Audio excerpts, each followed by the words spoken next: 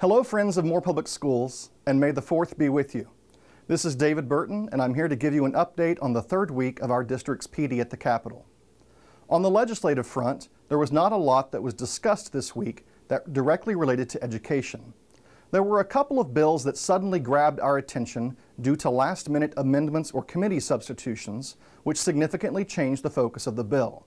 In each case, the changes were disapproved, which put our teachers' concerns to rest. A Senate committee amendment to Senate Bill 1599 would have required the State Athletic Association to create a new Class 7 level, which would include all high schools with a student population of 2,250 or more. The full Senate rejected this amendment in preference of continuing to allow the State Athletic Association to make the decisions it deems most beneficial. Senate Bill 1150 was amended by a conference committee to remove its original language of reporting suspected child abuse and change the focus of the bill to prevent teachers from using payroll deduction to pay their professional association membership dues, and would require districts to hold an employee-wide vote at least once every 5 years as to whether teachers wanted to keep their current representative association or not. The full Senate rejected this amendment, voted to support a previous House amendment to the original language about child abuse, and then sent the measure on to Governor Fallin. The most significant education-related debate this week occurred in the House of Representatives regarding House Bill 1340, which provides one-time stipends to all retirees within a retirement program overseen by the state. This does include retired teachers. The stipends range from $350 to $1,400 depending upon the number of years worked. The debate surrounded one-time stipends versus permanent cost of living adjustments. The sticking issues for why COLAs were not currently possible was issues of funding.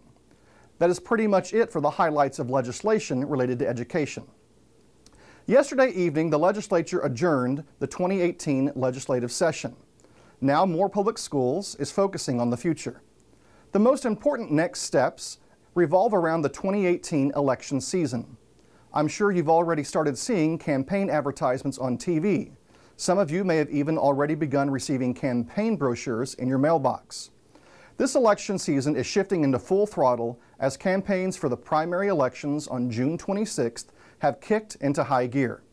Remember that the purpose of a primary election is for each party to select its official candidate for the office who will then run for the general election in November. On June 26th, Republicans are running against other Republicans, and Democrats are running against other Democrats. We in Moore Public Schools will never ask you to vote for or against a specific candidate for office. However, we would like to provide you with a list of the candidates currently running for governor, lieutenant governor, state superintendent of public instruction, and those state senate and state House of Representatives seats which serve a portion of our school district. As I mention the candidates' names for the various races, a list of those running, along with the map of the state senate or House district, will appear on your screen. Please feel free to pause this video as needed so that you can look more closely at the list of names or the map. Let's begin with the race for governor, the longest of the lists I'm going to present. There are 2 Democrats running for governor. They are Drew Edmondson and Connie Johnson. There are 10 Republicans running for governor. They are Christopher Barnett, Mick Cornett, Dan Fisher, Eric Fouch, Barry Gowdy, Gary Jones, Todd Lamb, Gary Richardson, Blake Stevens, and Kevin Stitt. There are 3 Libertarians running for governor. They are Joe Exotic, Rex Lawhorn, and Chris Powell. Next, we have the candidates in the race for lieutenant governor. There are 2 Democrats running for lieutenant governor. They are Anna Dearmore and Anastasia Pittman. There are 4 Republicans running for lieutenant governor. They are Dominique Block, Eddie Fields, Dana Murphy, and Matt Pinnell. There is 1 independent running for lieutenant governor. His name is Ivan Holmes, and he will advance to the general election in November. In the race for state superintendent of public instruction, there is 1 Democrat and 1 Republican. Because they are each running unopposed within their party's primary, they will each advance to the general election in November. The Democrat candidate is John Cox, and the Republican candidate is Joy Hoffmeister. Now let's shift to the Oklahoma State legislative districts, which each serve a portion of Moore Public Schools. Those elected to a seat in the state Senate serve for a 4-year term. Half of the Senate seats will be elected this year, and the other half will be elected in 2020. There are 4 state Senate seats, which each include a portion of our school district. 2 of MPS's Senate seats are up for re-election this year. The first of these 2 seats is Senate District 24, which covers most of the central core of the Moore School District. There is only one Democrat in the race for District 24, so Renée Jerden will advance to the general election in November as the Democratic candidate. The 2 Republican candidates are Darrell Weaver and Dan Belcher. The other state Senate seat up for election in MPS is Senate District 44. This Senate district includes the thin strip along the north edge of our school district within Oklahoma County. Michael Brooks, a Democrat, is the only candidate for the Senate District 44 race. As such, he will automatically win this Senate seat.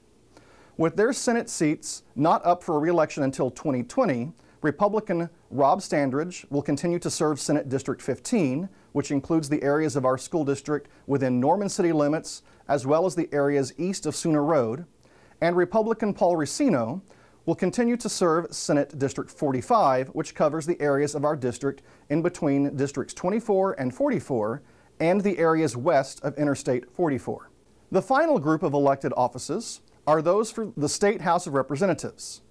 Those elected to a seat in the State House of Representatives serve for a 2-year term, and all of these seats are up for election every 2 years. There are 8 State House seats, which each include a portion of Moore Public Schools. The first of these seats is House District 27, which includes those areas of our school district which are east of Sooner Road, with the remainder of the district covering the rest of eastern Cleveland County and much of Pottawatomie County. The 4 Republican candidates are Joseph Blanchard, Jason Harris, Dave Spalding, and Danny Sterling. The next seat is House District 45, which includes only 2 square miles of our school district within Norman city limits, in between Indian Hills Road and Franklin Road, and in between 12th Avenue Northwest and 12th Avenue Northeast. The 2 Democrats running for this seat are Merleyn Bell and Ken Kerr. Marc Etters is the only Republican running for this seat, so he, along with independent candidate Tom Hackelman, will both advance to the general election in November. The next seat is House District 46, which is also in Norman city limits, in between Indian Hills Road and Franklin Road, and in between the Canadian River and 12th Avenue Northwest. Jacob Rosecrants is the only Democrat running, so he will advance to the general election in November. The 3 Republicans running for House District 46 are Jason Pedraza, Nancy Sangerardi, and Brian Vineyard. The 4th House District serving MPS is District 53, which covers most of MPS from Western Avenue to Sooner Road and from North 12th Street to Indian Hills Road. The 3 Democrats running for this seat are Leslie Bonebrake, Cindy Sutherland, and Angel Worth. The 3 Republicans running for this seat are Torrin Hambright, Mark McBride, and Wesley Provine. Next is House District 54, which covers much of MPS from Western Avenue to Sunny Lane Avenue and from South 4th Street north into Oklahoma County. Caitlin Dockery is the only Democrat running, and Kevin West is the only Republican running, so they will each advance to the general election in November.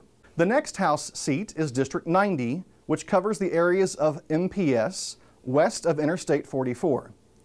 LaVelle Compton is the only Democrat running, and John Eccles is the only Republican running, so they will each advance to the general election in November. The 7th seat is House District 91, which covers primarily from Interstate 44 to Western Avenue and from South 89th Street to South 179th Street. The 3 Democrats running for House District 91 are Amanda Andrews, Sonia Ferguson, and Amanda Jeffers. The 2 Republicans running for District 91 are Bruce Fleming and Chris Canaday. The final House district, which serves part of Moore Public Schools, is District 93, which includes a small section of our school district within Oklahoma County from May Avenue to Kentucky Avenue. Mickey Dollens, a Democrat, is the only candidate for this district, so he will automatically win. As a reminder, Moore Public Schools is not endorsing any individual candidate. It is our hope that you will take the time to research each of these candidates and to then vote for one you believe will be the best representative for that district. Before I close, I want to remind all Moore District employees about the voter registration drives our curriculum department is hosting. We will be visiting each elementary school next week and then each secondary school during the week after. We hope that any Moore District employee who is not currently registered to vote or who needs to update their registration due to an address or name change will have the opportunity to do so. I have emailed calendar invites to every staff member of each individual school to help remind you which day we will be visiting your specific site. As part of our visits to the 3 high schools, an opportunity to register to vote will also be made for all students who are already 18 or who will be 18 years old by the June 26th primary elections. I have emailed details about this process to the social studies and English language teachers of the students this is most likely to impact. With the legislature concluding the 2018 session yesterday, this will be my final legislative update video for this school year. I want to thank each of the nearly 200 teachers who have joined me at some point over the past 3 weeks as part of our visits to the Capitol. I have thoroughly enjoyed getting better acquainted with each and every one of you. Thank you each for being passionate about the education of the students of Moore Public Schools and the state of Oklahoma. Thank you for your time and have a wonderful weekend.